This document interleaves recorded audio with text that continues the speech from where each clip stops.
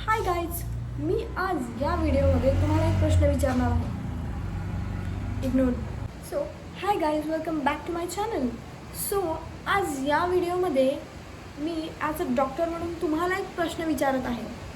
So tell me, तुमच्या आयुष्यात असं किती वेळा झालं आहे की तुम्हाला असं वाटलं की या व्यक्तीला अचानक डायबिटीज झाली, अचानक बी पी वाढला किंवा अचानक हार्ट अटॅक आला. सो मला तुम्हाला असं वाटतं की हे सगळं अचानक होतं. आपलं शरीर कितीतरी दिवस, कितीतरी महिने, अनेक महिने, वर्षानुवर्ष आपल्याला मदत मागतं, आपल्याला संकेत देत राहतं की प्लीज हेल्प मी. असे काही सिम्पटम्स असतात, साईन असतात, आपल्याला सांगत असतं आपलं शरीर की माझ्याकडे लक्ष दे. पण आपण वर्षानुवर्ष त्याच्याकडे दुर्लक्ष करत राहतो. आपण काही आजार झाला की आपण लगेचच काय करतो, गुगलवरती सर्च करतो, मला असं सिम्पटम्स आहेत, मला काय झालं ते सांग. आपण ना गुगलवरती सर्च करतो, सिम्पटम्स टाकून विचारतो गुगलला की मला असं होत आहे. पण आपण ना स्वतःचं शरीर जे काही सांगत आहे ते ऐकायचं विसरतो. शरीर संकेत देत जातं आणि तुम्ही इग्नोर करत जाता आणि हे असंच चालत राहतं. आणि अचानक असा काहीतरी मोठा धक्का लागतो आपल्याला, असं काहीतरी निदान निघतं की तुम्हाला हे झालं आहे आणि तुम्ही म्हणता की अरे हे तर अचानक झालं. तुम्ही जर आधीच तुमच्या शरीराची काळजी घेतली असती किंवा तुमचं शरीर तुम्हाला काय सांगत आहे, तुम्हाला कशाची मदत मागत आहे, ते जर तुम्ही काळजीपूर्वक तुम्ही ऐकलं असतं, तुम्ही समजून घेतलं असतं स्वतःच्या शरीराला, तर कदाचित इथंपर्यंत ही वेळ आलीच नसती. सो मी या व्हिडिओमध्ये असे काही संकेत तुम्हाला सांगणार आहे जे तुम्हाला माहीत असणं खूप गरजेचं आहे. मी तुम्हाला आज या व्हिडिओमध्ये असे काही 7 संकेत सांगणार आहे.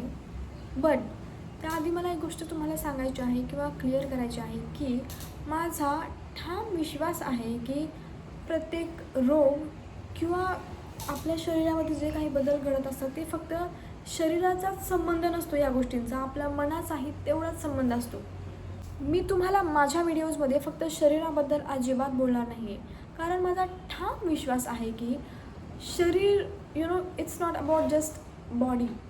आपलं मनही तेवढंच कारणीभूत असतं. शरीर आणि मन हे काही वेगळे जग नाही आहे. हे एकाच आयुष्याच्या 2 बाजू आहेत. कधी शरीर मनावर परिणाम करतं तर मन कधी शरीरावरती परिणाम करतं. म्हणून प्रत्येक मुद्द्यामध्ये आपण शरीर आणि मन या दोन्ही गोष्टींकडे पाहूयात आणि या गोष्टींबद्दल आपण अभ्यास करूयात किंवा डिस्कस. आता तुम्ही असा विचार करत असाल की डॉक्टर तुम्ही मन आणि शरीर या दोन्ही गोष्टींना एक कसं म्हणत आहात? कारण आपण मन आणि शरीर या दोन्ही गोष्टींना वेगवेगळं समजतो. पण ॲक्च्युअलमध्ये मन आणि शरीर हे एकमेकांशी खूप घट्ट पद्धतीने जोडलेले आहेत किंवा यांचा एकमेकांशी खूप घट्ट असा संबंध आहे. सो या व्हिडिओमध्ये आपण हेच समजून घेऊयात. आता मी तुम्हाला एक उदाहरण सांगते. आपल्याला जर स्ट्रेस असेल, मानसिक ताणतणाव असेल, एन्झायटी असेल, तर त्याचा परिणाम आपल्या झोपेवरही होतो. आता हे तुम्हाला वेगळं सांगायची गरज नाही आहे. हे तुम्हीसुद्धा तुमच्या आयुष्यात या गोष्टीचा कधी अनुभव घेतलाच असणार 100%. झोपच नाही तर आपल्या पचनावरही त्याचा परिणाम होतो. व्यवस्थित पचन होत नाही, झोप लागत नाही, टेन्शन आले की डोकं दुखतं.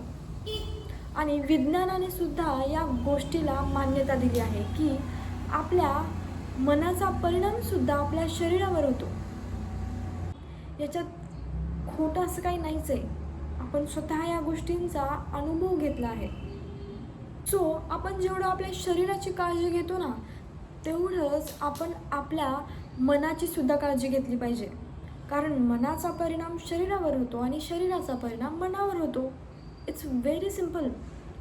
पण तरीही आपण आपल्या मनाकडे, आपल्या शरीराकडे पूर्णपणे दुर्लक्ष करतो आणि अचानक काही घटना घडली की त्याच्यानंतर आपण सिरियस होतो.